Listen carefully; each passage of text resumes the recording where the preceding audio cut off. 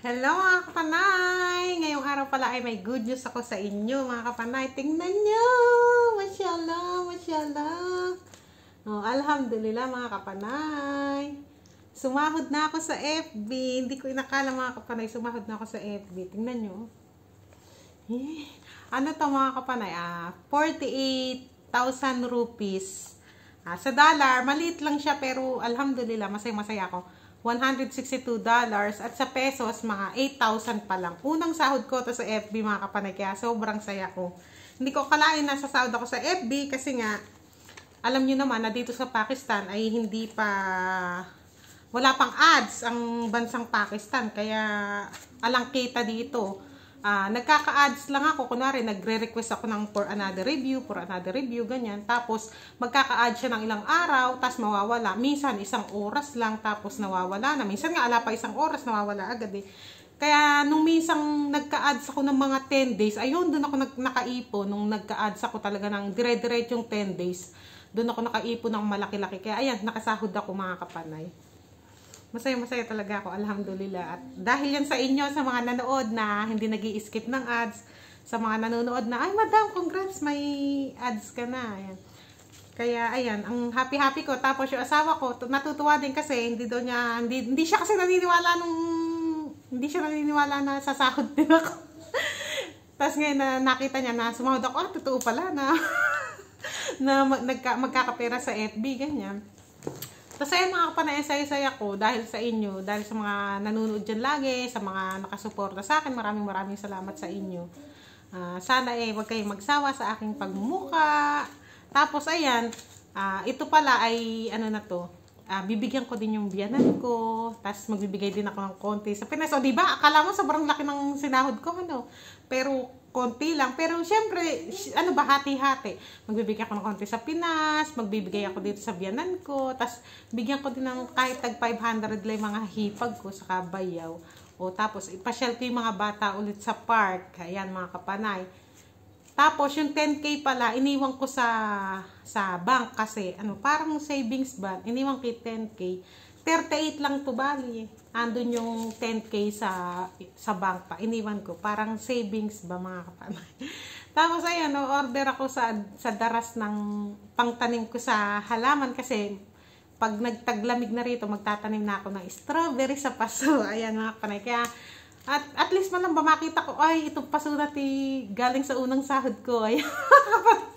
Basta saya-saya ako kasi sumahod talaga ako. Hindi ko talaga akalain mga kapanay na makakasahod ako.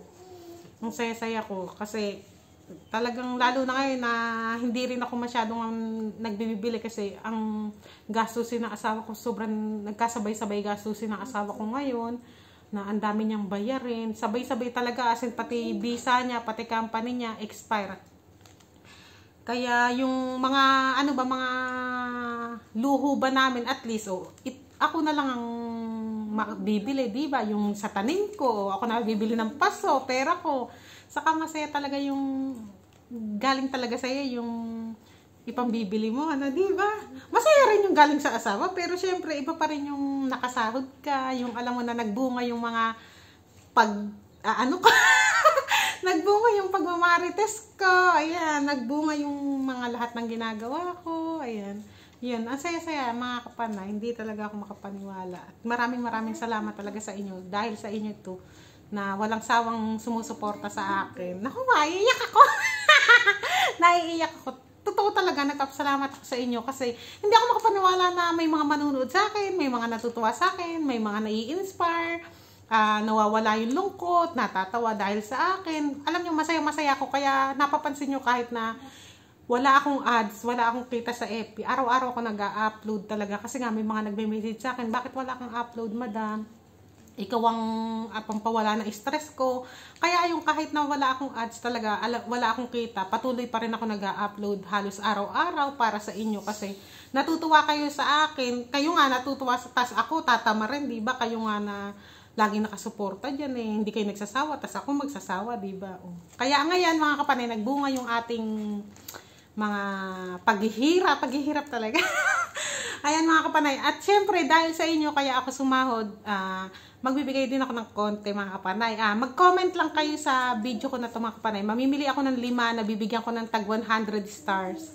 5 lang nga mga kapanay kasi alam niyo naman maliit pala yung sahod natin. Sa susunod na lang natin lalaki-lakihan pagka tuloy-tuloy na yung sahod natin. Ngayon kasi ano yan matagal siya bago ko naipon kasi nga walang ads dito sa Pakistan. Sa susunod mga kapanay, kaya napansin nyo yung ano ko pala sa asawa ko na ang nag-o-open para magka-ads tayo mga kapanay. Para mas marami pa akong mabigyan, syempre, mas marami pa akong yung mga humingi sa akin na tulong talaga kahit pa paano mabigyan natin, di ba? So ngayon mga kapanay, tag 100 stars na lang muna. Mamimili ako ng 5 na bibigyan ko ng 100 stars. Basta comment lang sa comment section mga kapanay. Yun lang. Ala na akong ibang hihingin pang share. O kahit wag nyo na i-share. Mag-comment. Pero mas maganda ko i-share nyo, di ba? O ayan mga kapanay ha. O comment na kayo para baka sakala isa kayo manalo ng 100 stars. Maraming salamat mga kapanay. Bye-bye! Ay, bumababos si Mare mo sa mga pinapakain ko. Andiyan sa gilid. Tahimik ano. Pag nagbibideo ako, ayan, hindi pa pala babos siya no.